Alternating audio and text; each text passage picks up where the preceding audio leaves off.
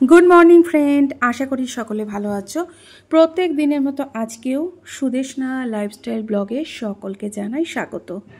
सकाल अनेकक्षणই হয়ে গেছে, তো ঘুম থেকে উঠে ভাবলাম আজকে একটা কাজ করা যাক। আজকে বাজারে যাব, আর সেই জন্যই একটু পরে রেডি শেডি হব ভাবলাম। তার আগে এক পাক চলো ফুল গাছের ওখানে তোমাদেরকে নিয়ে যাই। সকালবেলা উঠে দেখছি বাহ কি সুন্দর নীলকণ্ঠ ফুল ফুটেছে, দেখে মনটা কি সুন্দর লাগছে না? তোমরাও দেখতে পাচ্ছ, আর ক্যামেরায় কালারটা এত সুন্দর আসছে না, সবুজের সাথে সবুজ পাতার সাথে একদম মানে ব্লু কালারটা অদ্ভুত সুন্দর লাগছে। আর সাথে আরও কিছু ফুল গাছগুলোকে চলো আরেকবার দেখাই। প্রত্যেক দিন নতুন রূপে নতুনভাবে এরা আমাদের প্রতিনিয়ত একটা সুখ দিয়ে চলেছে। আর সাথে সাদা গোলাপ এর আগেও দেখিয়েছি। তো কয়েকদিন পর বলতে অনেক দিন পরে বাজারে গেলাম। বুঝতেই পারছো, বাজারের লোকগুলো যখন আমি বাজারে যাই না তখন বলে দিদি কেমন আছো? আমি বলি আছি, ভালো আছি। তখন বলে আমার থেকে কিছু নাও, এ বলে আমার কাছে আসো। বাজারে গেলেও একরকম অন্য রকমের একটা ভালোবাসা প্রকাশ পায় মানুষজনের কাছ থেকে। আর এই যে আমার দুষ্টুমি, সকাল সকাল বাজারে যাওয়ার আগে এক পাক এদেরকে নিয়ে একটুখানি ছোট্ট করে ভিডিও নিয়ে নিলাম। আর সত্যি হাতে দিতে এত ভালো লাগছে না, কি বলবো। এটা কিন্তু এক প্রকারের ভালোবাসা। সবসময় মানুষে মানুষে যে ভালোবাসা হবে তেমনটা কিন্তু কখনো নয়। প্রকৃতির বিভিন্ন ফুলের সাথেও একটা কানেকশান আমার বা আপনার প্রত্যেকেরই আছে। তো বাজারে গিয়ে কী কিনবো সেটা একটা বড় চিন্তা। তো জিজ্ঞেস করলাম যে কী কী আছে বা কী কী আনতে হবে। তবে আমি যখন বাজারে যাই সবাই আমাকে ভেবেই নেয় এ যা মন চাইবে তাই আনবে। অ্যাকচুয়ালি তাই। আমার না বিভিন্ন রকমের সবজি, মানে আমি জাস্ট যখন বাজারে পা দিই, জানেন বন্ধুরা আমি কি করি, সারা বাজারে একবার পাক দিয়ে নিই, চিন্তা করে দেখি কি কি নতুনত্ব আইটেম এসছে। তো সেই সব গল্প বলার আগে একবার ঝট করে দেখিয়ে নিচ্ছি। বারান্দাটা এক পাক দিয়ে নিলাম, প্রচণ্ড রোদ, কী আর করা যাবে। ছাতা নেব কিনা ভাবছিলাম, তা ভাবলাম যে না, ব্যাগ তো হাতে থাকবে, ছাতা নিয়ে আর কাজ নেই। আর বিছানাগুলো একটু পরিষ্কার পরিচ্ছন্ন করেও নিয়েছি, নিজে একটু পরিপাটি হব, আর ঘরের মধ্যমণি বিছানাটা অবশ্যই পরিষ্কার করব। তো রেডি সেডি হয়ে সিঁড়ি দিয়ে আস্তে আস্তে নামছিলাম, আর মাথার মধ্যে একটু লিস্ট করেও নিয়েছি যে কী কী আইটেম রান্না হতে পারে। মাছ বা মাংস কিছু একটা আনবো আর কি। তো মাকে জিজ্ঞেস করলাম যে কি আনা যায়। মা বলল দেখা যাক, বাজারে গিয়ে যেটা পাবি ফ্রেশ। সিম্পল লুকে সকালবেলা রেডি হয়ে গেছি, আর ঘড়ির কাঁটায় তখন 10টার কাছাকাছি বাজে। চলুন এবার বাজারে যাওয়ার পথে মনসা মন্দির পড়ে। এটা আমাদেরই মন্দির, 2020 সালে প্রতিষ্ঠিত হওয়া। যবে থেকে আমি বাইরের জগতে পা রেখেছি, মানে উত্তরবঙ্গে, তবে থেকে এই ঠাকুরের মন্দির প্রতিষ্ঠা। আজ যাওয়ার পথে পুকুর পড়ে, সেটাও তোমাদেরকে দেখাচ্ছি। কয়দিন আগে রিসেন্ট একটা যোগ ব্যায়াম করার প্রতিষ্ঠান খুলেছে। সত্যি জায়গাটা কত উন্নত হয়ে গেছে। কথায় বলে বন্ধুরা, মানুষ হচ্ছে লক্ষ্মী। একথা কিন্তু ঠিক, আমার মতে মানুষই লক্ষ্মী। তো বাজার টাজার করে এসে ঘরে চলে আসলাম। আর বাজারে না পাকা পেঁপে পেয়েছিলাম, অনেক দিন পর খাওয়ার খুব শখ জাগলো। আর সাথে লাউয়ের ডগা দিয়ে মাছ তো আমি ওখানে খেয়েছি উত্তরবঙ্গে, আমার খুব ভালো লেগেছে। আর কিছু ফল আনলাম বলতে অনেকটা ঘরে ঘাটতি ছিল, আর ঠাকুরকে সত্যি কথা বলতে কি খাওয়াতেও ইচ্ছা হলো। আমার হাতটা একটু ভারী হয়ে গেছিলো ঠিকই, তবে বাজার টাজার করে এখানে রিক্সা তেমন সব জায়গা পাওয়া যায় না, কিন্তু বাজারে ওদিকে রিক্সাটা অ্যাভেলেবেল হয়। তো রিক্সা করে আসলেই সুবিধা হয় আর কি। তো যাই হোক, ফলের মধ্যে তরমুজ, তারপরে ধরো আর কি ছিল, পাকা পেঁপে, সমস্ত কিছু নিয়েছি।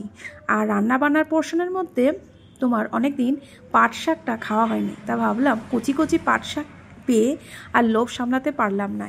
এদিকে বকা তো খাই, বলে কি কোনটা ছেড়ে কোনটা রান্না করব। এ কথা ঠিকই। সত্যি কথা কি, যারা বাজার করতে ভালোবাসে, বাজারপ্রেমী মানুষ, তাদের কাছে কিন্তু এটা বড্ড চিন্তার বিষয়। শুধু মনে হয় কাকে ছেড়ে কাকে আনবো। কাকে ছেড়ে কাকে আনবো। শুধু ভাবি কি যদি একদিন একটু বেশি করে আনি আরও আমার 2 দিন চলে যাবে। তো যাই হোক, কথা বলতে বলতে চলো মাছ বাজারে গেছিলাম, কিন্তু বাজারে ভিডিও করতে না সেরকম মন চাইলো না। চিংড়ি মাছ পেয়েছিলাম, ছোটো ছোটো চিংড়ি, আর পাবদা, আর হচ্ছে এঁচড়, আরও অনেক কিছু নিয়ে এসেছি। তো আজকে রেসিপির মধ্যে পাবদাটাই হবে, চিংড়িটা পরের দিনের জন্য।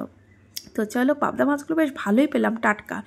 ওই দিকে মানে উত্তরবঙ্গের সাইডে একটু হলেও দাম বেশি, আর আমাদের দক্ষিণবঙ্গের বাজার, বিশেষ করে কলকাতা সাইডের বাজারগুলোর একটু হলেও দামটা কম। তো ফার্স্ট কাজ হচ্ছে, এখনও কিন্তু ব্রেকফাস্ট করিনি বন্ধুরা, তো একটু ধুয়ে নিলাম। ধুয়ে একটু হলুদ নুন মাখাতে হয়, যেটা ফার্স্ট কাজ, নালে আবার মাছগুলো পচে যাওয়ার ব্যাপার থাকে। তো এই করতে করতে বেলা যে কখন হয়ে গেছে নিজেই বুঝতে পারছি না, তাও মোটামুটি 11টার দিকে হবে। তো তোমাদের সাথে গল্প করতে করতে অনেকটা টাইম হয়ে গেল, তা ভাবলাম এবার পেটে সত্যি খিদে পেয়েছে। সকালবেলায় রুটি ছিল, আর এদিকে বেগুন ভাজা এরকমই দিয়েছিল, তা সেটা নিয়ে খেতে বসলাম, আর একটু রেস্টও করতে শুরু করলাম।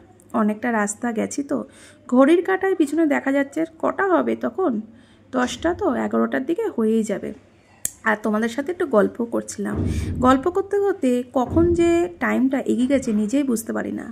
আর অন্যদিকে বাইরে না মন্দিরে ঠাকুর পুজো হচ্ছিল। আমাদের বাড়ির সামনেই একটা সুন্দর একটা মন্দির আছে, এবং অনেক দিনের প্রতিষ্ঠিত ঠাকুর। ঠাকুরের উৎস কোথায় বা কারা প্রতিষ্ঠা করেছে সেরকম কিছুই জানি না, কিন্তু ছোটোবেলা থেকে, জন্মলগ্ন থেকে দেখে আসছি ওখানে প্রতিষ্ঠিত ঠাকুর। আগে অবশ্য ছোটোখাটো মন্দির ছিল, কিন্তু এখন রিসেন্ট খুব সুন্দরভাবে মন্দিরটা করা হয়েছে। তো সেই মন্দিরের যখনই ঠাকুর পুজোর আওয়াজ পেলাম, নিত্য পুজো হয়তো, আর আগে যেমন তোমার বাজনাটা মানুষকে দিয়ে, যেমন ধরো বিভিন্ন বাজনাগুলো বাজানো হয় না ঠাকুরের উদ্দেশ্যে, তো সেরকম এখন নয়। এখন হচ্ছে কি, যেটা কৃত্রিমভাবে যেটা মেশিন বাজনাটা চালানো হয়। তো ঠাকুরের পুজোর আওয়াজ পেয়ে আমি চলে গেলাম, আর এডিট করতে করতে কিছু সময় কিছু সাউন্ড তোমরা শুনতে পারবে। অ্যাকচুয়ালি বাইরের ঘরে এডিট করছি তো একটু হয়তো অসুবিধা হয়। তো মন্দিরে চলে গেলাম, অনেক দিন পর মন্দিরের দর্শন পেয়ে ভালো লাগলো। আর ওখানে মন্দিরের সামনে অনেক ঠাকুমারা জমায়েত ছিল। পাড়ার ঠাকুর দর্শন করে একটু প্রসাদও পেলাম, তো নিয়ে চলে আসলাম। আর পাড়াটা একটু ঘোরা হলো, অনেকের সাথে একটু দেখা সাক্ষাৎ হলো। অ্যাকচুয়ালি এগুলোরও জন্য একটু সময় বার করা জরুরি। কাজের ফাঁকে চলো একটু গল্পও করে নিলাম। এবার চলে আসলাম বাড়িতে, একটু ফ্রেশ হব। আর দুপুরের রান্নাতে কি কি প্রিপারেশান চলছে সেটাও একটু উকি দেব। পাট শাক খেতে বরাবরই ভালো লাগে, বিশেষ করে রসুন দিয়ে। তোমরা অনেকে হয়তো রসুন দিয়ে খাও, আর যারা অন্য রকম মশলা বা অন্য রকম কোনো রকম ফোড়ন দিয়ে যদি পাট শাক রান্না করে থাকো অবশ্যই কমেন্ট করো। আর দেখতে বেশ ভালোই লাগছে। এটা দিয়ে এক থালা গরম ভাত নিশ্চয়ই খাওয়া হয়ে যাবে। আর যে আর একটা মাছ ছিল সেটার সর্ষে বাটা, সম্ভবত হ্যাঁ সর্ষে বাটাই করার জন্যই বলেছিলাম। আর লাউয়ের যে ডাটাটা ছিল সেটা দিয়ে পাঁচমিশালি, বেগুন আর আলু সমস্ত দিয়ে একটা পাঁচমিশালি সবজি। সেদিন ছিল বৃহস্পতিবার, আর বৃহস্পতিবারে আলপনা না দিলে মনেই হয় না যে পুজোটা হচ্ছে।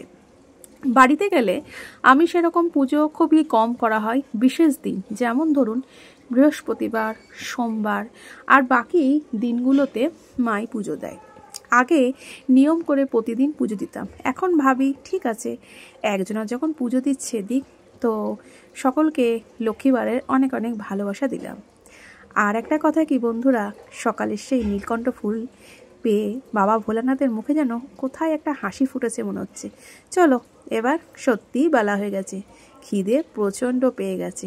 আর ভাতের সাথে যখন ঢেঁড়স ভাজা বা অনেকে বলে ভেন্ডি ভাজা, এইটা দিয়ে খেতে বেশ দারুণ লাগে। ছোট বড় সবারই এটা কিন্তু প্রিয়। আর সাথে মাছের ঝাল। তবে কি পাবদা মাছ খাওয়ার আর একটা ইন্টারেস্টিং বিষয় কি, কাঁটাটা কম থাকে। আমি যখন মাছ খাই না তখন আমার বাঁ হাত আর ডান হাত দুটো হাতই চলে অ্যাকচুয়ালি কাঁটা বাছার জন্য। আর এইরকম মাছ তাহলে অবশ্যই আমাদের পক্ষে ভালো। তো খাওয়া দাওয়া হয়ে বিকেলে একটু রেস্ট করলাম। সন্ধ্যাবেলায় ছোট মানুষের বায়নাটা হচ্ছে, আমি বলছি রাস্তার ফাস্ট ফুড কিছু নিয়ে আসি, বলছে না আমার ওয়েট বাড়ছে। আমি বললাম ওহো, এত কম বয়সে এত সচেতন মনোভাব, ঠিক আছে কোনো ব্যাপার না, তাহলে বাড়িতে কিছু একটা করা যেতে পারে। আর সেই জন্য স্যালাড, ধরো শসা আর ওদিকে পেঁয়াজ কুচি, সমস্ত কিছু দিয়ে একটা স্যালাড করার প্রিপারেশান করা হলো, আর সাথে একটু ডিম সেদ্ধ। তো যথারীতি সেটা একটা প্ল্যানিংয়ে রইল। তবে কি রাস্তার খাবার খাওয়াটা খুব একটা ভালো নয়। তো এটা ভাবছিলাম, ভাবতে ভাবতে কখন যে বিকেলবেলা হয়ে গেল, আর দুপুরের খাওয়া তো প্রায় শেষের দিকে হয়ে গেছে। চলো এবার সন্ধেবেলার দিকে রান্না করে যাওয়া যাক। ডিম সেদ্ধ ততক্ষণে বসিয়েও দিয়েছি, আর একটা না কেমন একটা ফেটেও গেছিলো। যাই হোক, অনেক দিন পর এটাও একটু ট্রাই করলাম। তবে কিছু সাধারণ জিনিস দেখবা যদি একটু টেস্টিভাবে খাওয়া হয় সেটা কিন্তু অন্যরকম লাগে। টকবক করে ফুটছে ফুটছে ফুটছে, আর পাশের স্যালাডটা তো রেডি করে রেখে দিয়েছি। তো এইটা হচ্ছে সান্ধ্যকালীন টিফিন। তো বন্ধুরা, সকলকে অনেক ভালোবাসা জানাচ্ছি। পুরো ভিডিওটা দেখো, তাহলে আশা করি একটা দিনের জার্নি অবশ্যই ভালো লাগবে তোমাদের। আর নতুন বন্ধু হলে অবশ্যই সাবস্ক্রাইব করো। তো আবারও বলি, সকলে ভালো থেকো, সুস্থ থেকো। আর যারা যারা ভিডিও দেখছো তাদের সত্যি বলছি মন থেকে অন্তর থেকে ভালোবাসা। দিনের মূল্যবান সময় ব্যয় করে যে ভিডিওটা দেখছো তার জন্য স্যালিউট। তো বন্ধুরা, আপাতত এইটুকুই। ভালো লাগলে লাইক, সাবস্ক্রাইব, কমেন্ট করে দেবেন, আর সুন্দর একটি কমেন্ট করে দেবেন। সকলকে অনেক অনেক ভালোবাসা। দেখা হচ্ছে নতুন কোনো ব্লগে। শেষ করতে করতেও শেষ হয় না। রাত্রিবেলায় মিষ্টির দোকান আসার পথে দেখছিলাম খুব সুন্দর পান্তুয়া হচ্ছিল, সেটা দিয়ে আজকের জার্নিটা শেষ করলাম। টাটা।